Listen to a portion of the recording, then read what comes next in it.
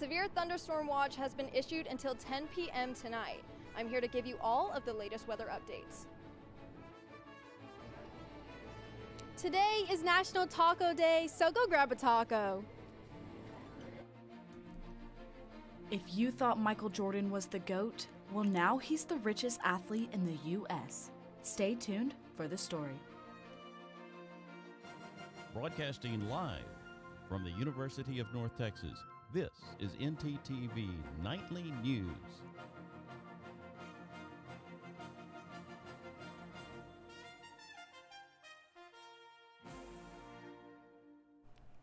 Good evening. Thank you for joining us on ntTV Nightly News. I'm Chanel Young. And I'm Lillian Kosh. We have had record-breaking heat this summer and one of the longest dry spells in a while, until now. Those triple-digit temperatures and lack of rain may be about to end. North Texas is in for some heavy weather that will hopefully break the chain. ntTV's weather anchor Brooke Deering has more on what we're in for tonight. Brooke?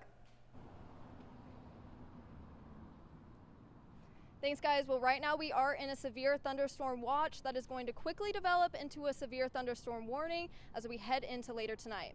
Taking a look at our radar, we're seeing a massive storm heading into our area from the west and reaching for miles up into the north. This storm is expected to bring damaging winds, large hail, and up to 3 to 5 inches of rain, meaning that our area is easily in store for a flash flood warning.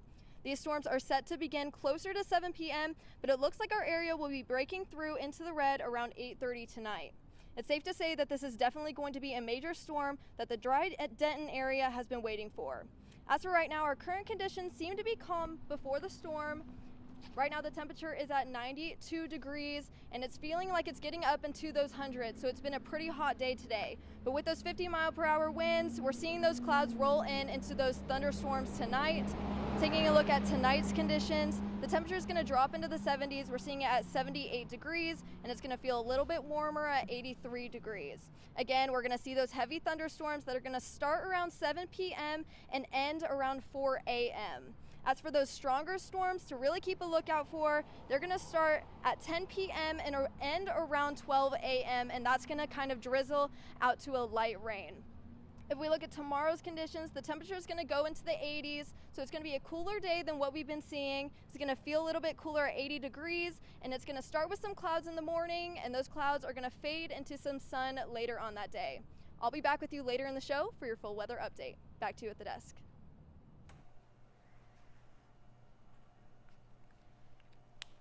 Thanks, Brooke. We'll check back with you later for more on all that rain, but tonight more than 75,000 healthcare workers are on strike, the biggest in U.S. history. They walked off the job today asking for more pay, but also for more staff. They say it is limiting their ability to care for patients. CNN Mike Valerio has more. What do we want? Safe staffing! When do we want it? Now! With more than 75,000 unionized Kaiser Permanente workers walking off the job and walking onto the picket lines. We have a crisis inside, a staffing crisis that affects us and subsequently affects our patients. I've seen patients die because of the short staffing, and they wanted us to be quiet about it, and I'm not being quiet anymore. Respect! More money in our check! The coalition of Kaiser Permanente unions calling for better pay and better staffing, saying in their notification statement to the company that if a deal isn't made by the end of the strike on Saturday, quote, we are prepared to engage in another longer, stronger strike in November. We have made many proposals to try to solve the Kaiser short staffing, and right now the Kaiser executives are much more interested in their bottom line than providing high quality patient care. With about 40% of its staff on strike, Kaiser Permanente says it has contingency plans in place so it can continue to provide safe, high-quality care for its 12.7 million members and patients. A spokesperson for the company saying, quote, we have detailed continuity plans in place in all of these markets that include the use of non-represented and management staff along with contingency workers. In addition, all of our physicians will be available.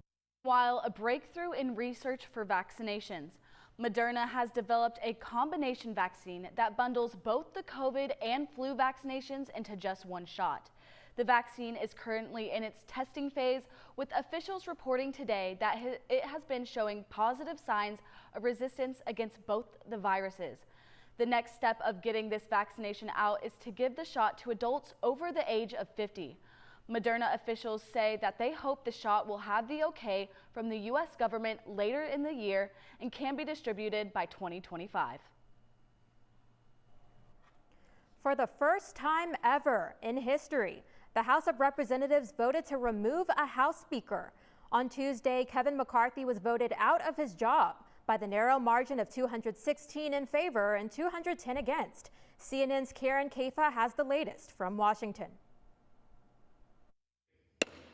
8 House Republicans standing by their votes to remove Kevin McCarthy as House Speaker and grind congressional business to a halt. The current interim Speaker can perform limited functions like recess, adjournment, and preside over the vote for a new permanent Speaker, but legislation cannot move. You can't actually legislate on the House floor right now, so this effectively has frozen the country. A vote on a new Speaker is at least 1 week away, and some House Republicans don't want to see it drawn out. Having our House adjourned when we should be putting appropriation bills on the floor and getting this country back up and running doesn't help anyone. A long fight could also unsettle Wall Street. Last week, Moody's warned a government shutdown could prompt it to downgrade U.S. debt, a move that could dent the entire U.S. economy. With a shutdown threat averted last weekend, another looms on November 17th. Democrats watching closely. A lot of work to be done. We need to move quickly and get this resolved from the chaos in the Republican caucus. In Washington, I'm Karen Kaifa. So with the U.S. government in neutral, this next week will see a lot of political deal-making as the Republicans try to come up with a speaker. UNT political science professor Dr. Kimmy King says that there are several possible candidates.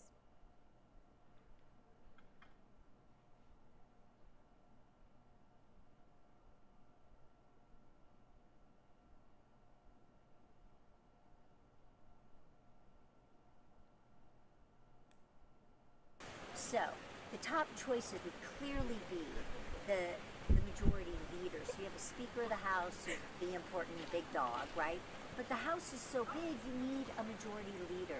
Steve Scalise is clearly the person that everyone would choose. He was diagnosed with multiple myeloma in August, and so his health is an issue. This is not the job you want as you're facing a serious cancer concern. Then it might fall to the majority whip, due by the name of Thomas Emmer out of Minnesota, hardline conservative, and people like him as well. No. The odds-on favorite is Jim Jordan out of Ohio, and he's the head of the House Judiciary Committee, and he's the one leading the investigation against Hunter Biden. And they want him to stay there because Jordan is taking a hard line, and he's pushing hard with President Biden, back on any of these challenges. The problem with Jordan is he has some scandals of his own. I will let you look up his scandals. People will raise those again. He looked the other way when he was wrestling coach and there were sexual assaults on his team. So people were very concerned about that. Jordan is very popular among the conservative Republicans, and he would be the odds-on favorite if he weren't so important for the House Judiciary Committee. They might try to look for somebody who is more of an unknown, but given how messy the House is right now, they need somebody who can lead, and that's why those 3 names are the ones being floated. Well, the midterm election is upon us, and it is time to prepare to vote. That's right. If you aren't already registered to vote, then do not let time pass you by. Our reporter Landry Brady is here to tell voters all they need to know to get their votes in on time. Landry? Are you currently registered to vote in Texas? This is a friendly reminder that the voting registration deadline is October 10th, 2023. You are eligible to vote in Texas if you are a United States citizen, a resident of Texas, and will be 18 years old by this election year. If you are not registered yet, but soon plan to, you can visit studentaffairs.unt.edu for daily reminders of the upcoming October 10th deadline. UNT will have an election poll center at the Gateway Center in room 52 for both early voting and on actual election day. Be sure to take the pledge to vote by visiting allinvote.org or by scanning the QR code on your screen to receive reminders about the upcoming election. Again, voter registration ends on October 10th, 2023. Early voting begins on October 23rd, and Election Day is November 7th, 2023. Now, back to you guys in the studio. Thanks, Landry. Well, the State Fair not only has amazing food, but they also have a light show coming to town. More on this after the break. And severe storms are moving across North Texas. Weather anchor Brooke Deering has more when we return. Did you know you have access to video equipment like DVDs, video games, and cameras? That's right, you do.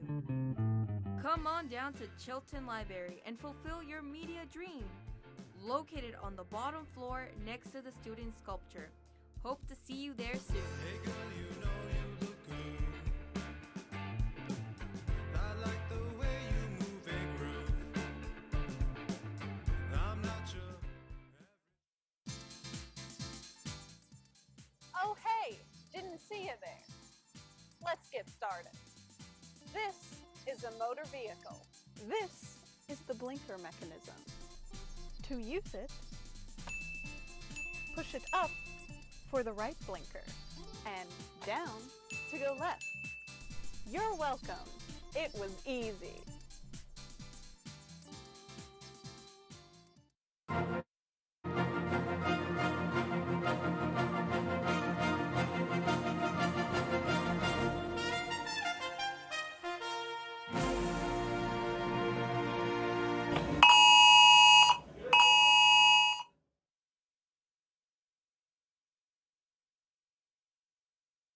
Day. You might have been a little alarmed when your phone and other devices started going off all at once, but do not worry, there is no reason to panic. The Federal Emergency Management Agency was just testing their emergency alert system. Doing so ensures that it's still an effective way to warn people about national emergencies. At 1:20 p.m. today, you should have received a national alert stating that, quote, "This is a test of the National Wireless Emergency Alert System. No action is needed," end quote. Federal law requires the systems to be tested at least once every 3 years, so the next test won't be until 2026. But that emergency alert isn't the only thing that's alarming. If there's one thing about Texas weather, it's that it can be unpredictable. That's right, and I'm pretty sure that storm is headed full force to us right now. I'm hoping it's not raining on Brooke. Brooke, how's it looking out there? Thanks, guys. Well, that storm that I was telling you about is pretty much going to be affecting all of the areas across the map. If we take a look at our local map, we're seeing a wide range from the 70s to the 90s. It looks like it's going to be in those low 70s, especially in Bowie at 73 degrees and Paris at 75 degrees. And then we're seeing those 90-degree temperatures up in Stephenville, Decatur, McKinney, Fort Worth, and Dallas. If we take a look at our regional map, we're pretty much expecting the same thing. We're seeing those same patterns with Amarillo at 71 degrees, and then those 90-degree temperatures again in Denton, Abilene, and then we're seeing the 89-degree temperatures in El Paso, Houston, Oklahoma City, and Shreveport. If we take a look at our 7-day forecast, after today, we're pretty much seeing sun across the entire week. It looks like we're going to have some clouds tomorrow with a high of 82 and a low of 60. And then we're going to see some clouds again on Saturday with a high of 71 and a low of 50. After that, from Sunday to Wednesday, it's going to be a nice week. Sun across the board with highs in the 80s. And then we're actually seeing Sunday with a low of 57. So it's going to be pretty chilly. But if you're planning on attending the State Fair this year, you might want to add another fun night full of lights. Our reporter April Perdant has more on how to save money. April?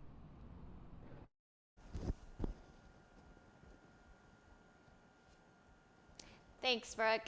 The State Fair had its grand opening this past weekend, and every year there is a very special tradition that just lights up your night. That tradition being the Kroger Parade. This historic event is an after-dark extravaganza fan favorite. It features a colorful assortment of illuminated floats, life-size puppets, still-it walking performers, and animated characters in costumes. Kroger has been a loyal sponsor for more than 20 years, allowing their customers to save up some cash at the fair. And if you visit your local Kroger, you'll be able to receive your free discount State Fair ticket at the register. Remember that every evening starting at 7:15 p.m. you'll be able to enjoy the Kroger Starlight Parade and hopefully save a little bit of money. And talking about the State Fair, it's making me hungry. I might have to take a drive out there for some good food. But for now, back to y'all at the desk. Yes, April, I love going to the State Fair, but it's always so expensive. Yeah, it is, but don't worry. We got some good food out there too.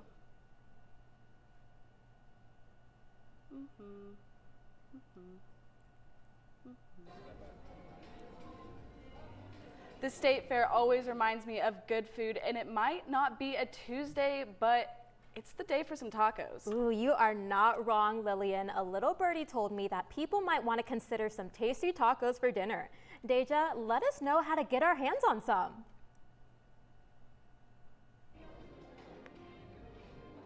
Yes, some people are excited about October because of Halloween, but for me, I get the thrills because of National Taco Day. That's right, October 4th marks the day that not everybody knows about. Surprisingly, even though tacos have been around since before the days of Spanish conquistadors, this holiday was only created in 2009 as a part of an advertising campaign for the taco chain Del Taco. Even though Texas doesn't have a Taco Del, we have many taco chain options to choose from, like Fuel City Tacos out in downtown Dallas and Fuzzy's located here at the Student Union.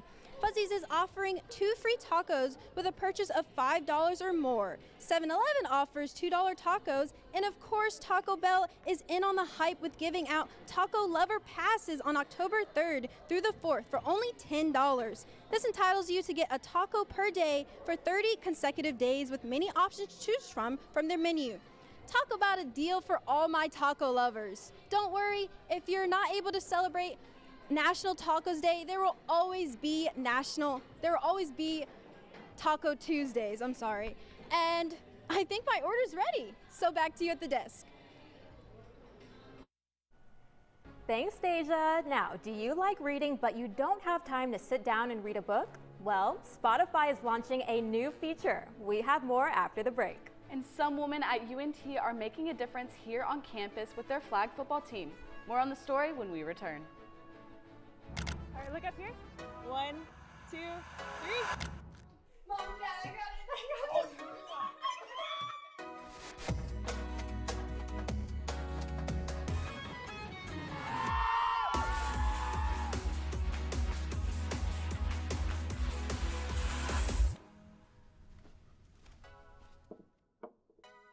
You're right, Mom. I have.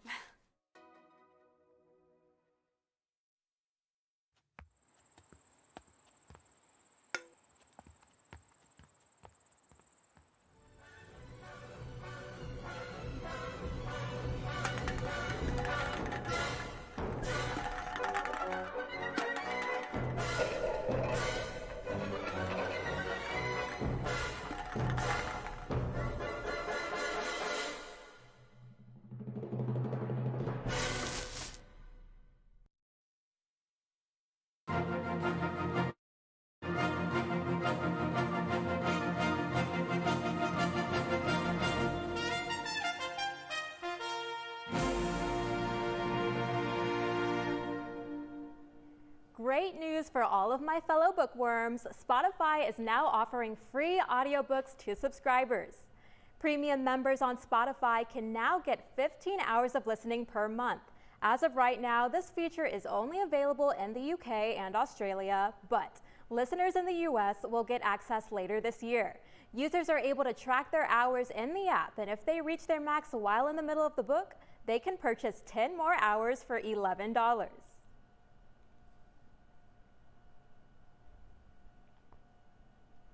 Denton locals are capturing beautiful moments one Polaroid at a time. Our news reporter Seth Wickman tells us how these special memories are framed. Seth?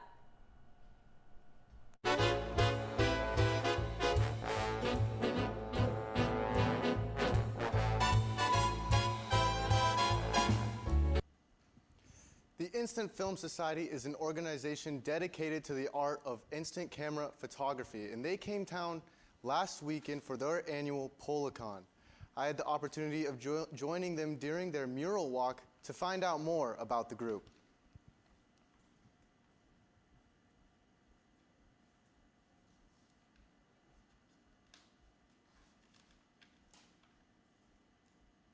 The Instant Film Society is a nonprofit organization that was founded in 2012 to promote instant film photography, keep it alive.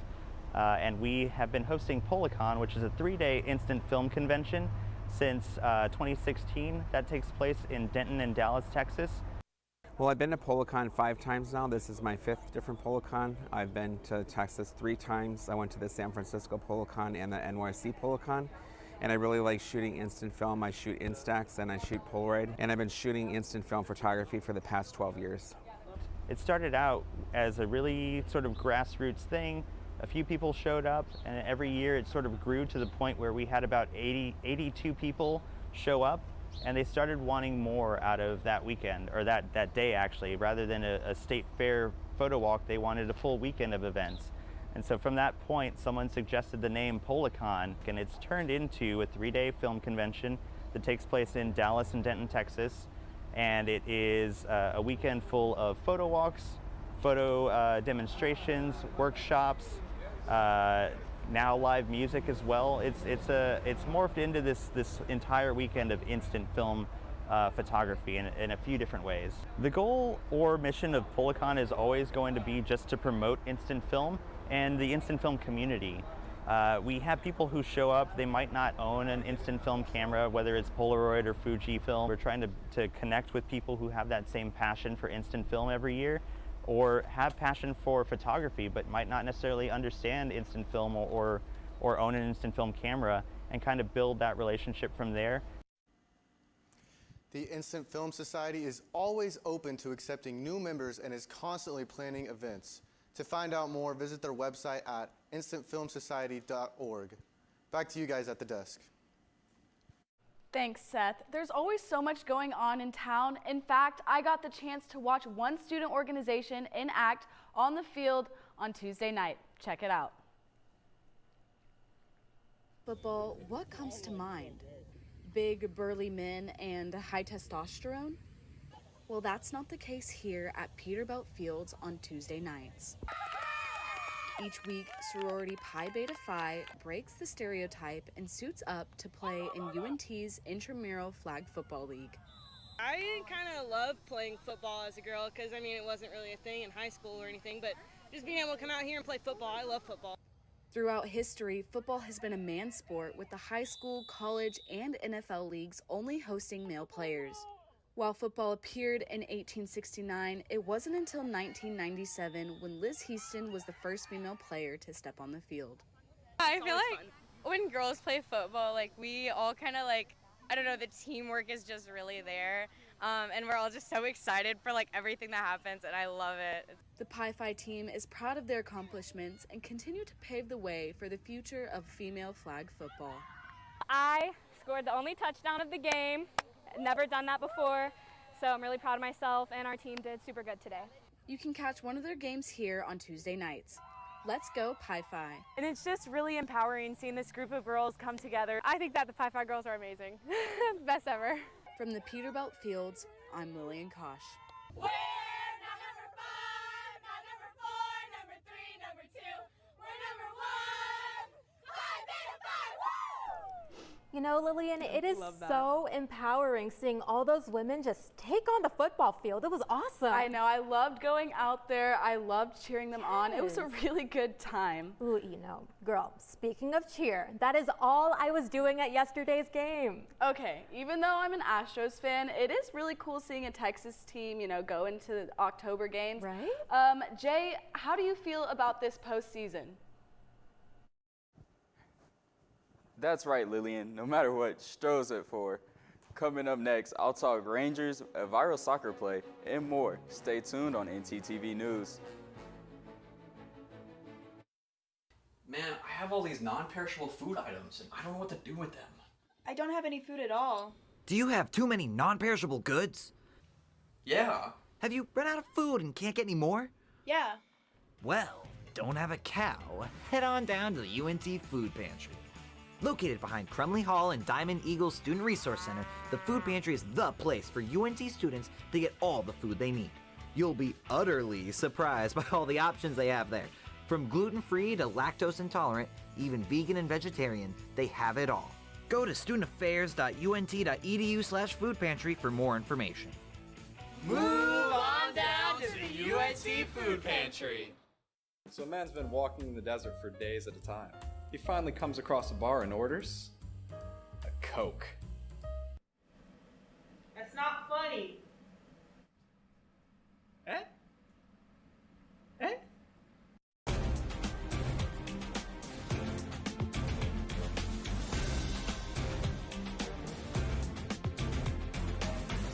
Big news from Florida. The Rangers slammed the door shut on the Tampa Bay Rays today as they won 7-1 in Game 2 at Tropicana Field. Powered by Rookie of the Year candidate Josh Young's three-hit day at the plate and Nathan Eovaldi's 8-strikeout masterclass on the mound, they're looking like a completely rejuvenated team from this Seattle series last weekend.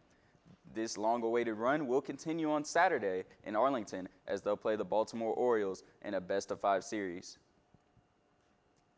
From long shots to trick shots, UNT's women's soccer has gone viral for this crazy goal scored against UTSA last Thursday.